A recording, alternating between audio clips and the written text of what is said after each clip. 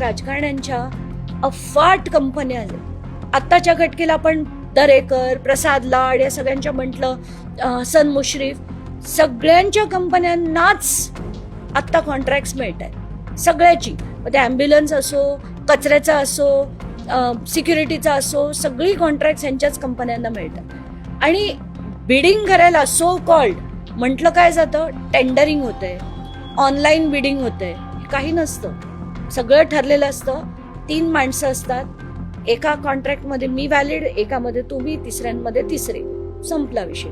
आणि त्याच्यात दाखवायचं 3 जण बीड करतायत 4 गोष्टींसाठी आणि सगळ्यांना वाटून ती कॉन्ट्रॅक्ट देऊन टाकायची. आणि इतकं घाण झालंय आता राजकारण. तुम्ही पोलिसांकडे जा, काही होत नाही.